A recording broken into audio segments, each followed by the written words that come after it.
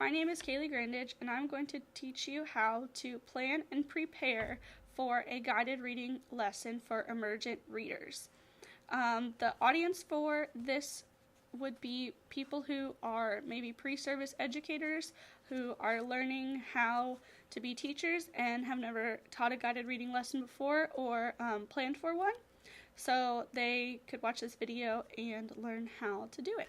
So the first thing we need when we are planning a lesson is a nice area where you're going to give your lessons. So I keep this bookshelf back here with these bins, and each bin is dedicated to a different level of group.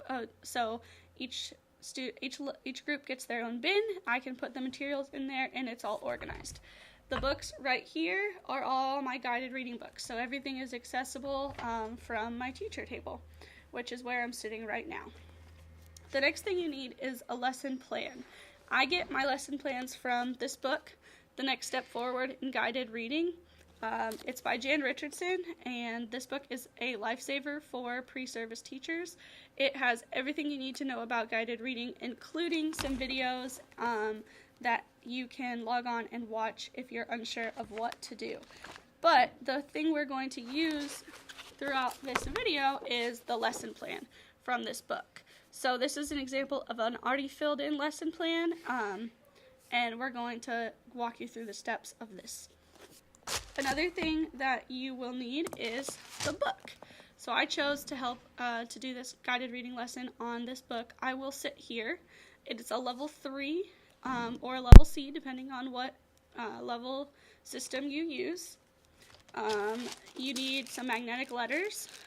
This bag has A through Z in it, so it's easy for the kids to just find the letters that they need. I also tried to put in extra vowels, A, E, I, O, and U, since a lot of sight words use extra of those letters. Something that is optional but definitely helps to organize is a magnetic letter tray. So you can put the A to Z letters on this tray. It's magnetic, so the letters don't fall off, and the kids can just very easily find it and take it off instead of having to search through the bag. And then also you want to have a binder where you keep all of your guided reading lessons. So after you make your plans, you can keep a checklist to know when you checked out the books and to what student, and then also all of the lessons that you've previously taught. This is helpful because if you start to use the same book for a different group, you can just go back and see what you already wrote down. Now you can't copy it all because all kids are different, but it's helpful to not have to reinvent the wheel every time. So for this level C book, we are going to use the Emergent Guided Reading Plan, which looks like this. Again, this plan can be found in Jan Richardson's The Next Step Forward to Guided Reading, and it is a very helpful book and tool if you are teaching guided reading. So the first thing that we're going to fill out is the title. So I said that the title of this book is I Will Sit Here, and they break it into 2 days. So you're going to read this book with your students 2 times at least. The first section of the sight word plan says to write 3 sight words that they already know. So you're try to think of the words that you have been teaching this year and that you know your students in this group know, and write those words here. Then you'll go through the book and do a book introduction.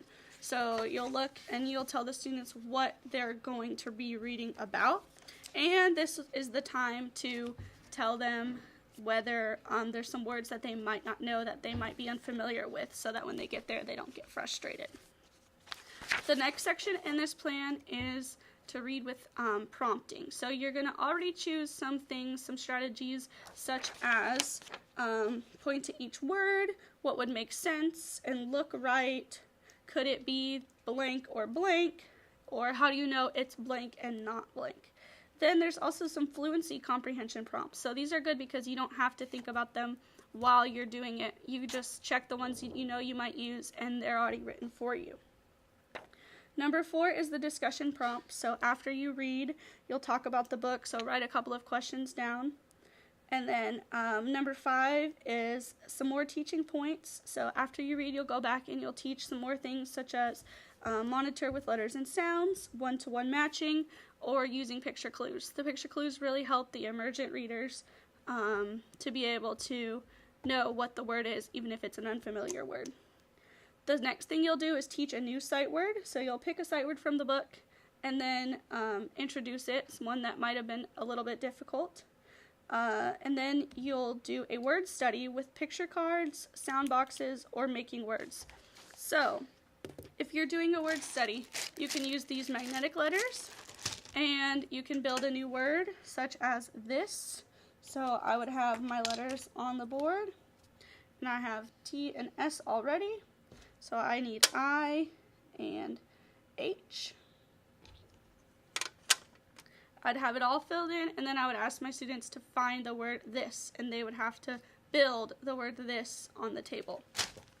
And the last thing that they can use is picture cards. So these cards have different words on them. You can pull them out and help your students sort the cards by ending sound, beginning sound, things like that.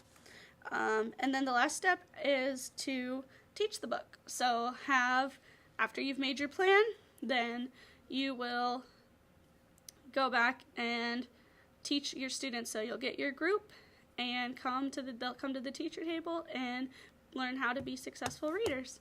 Thank you so much.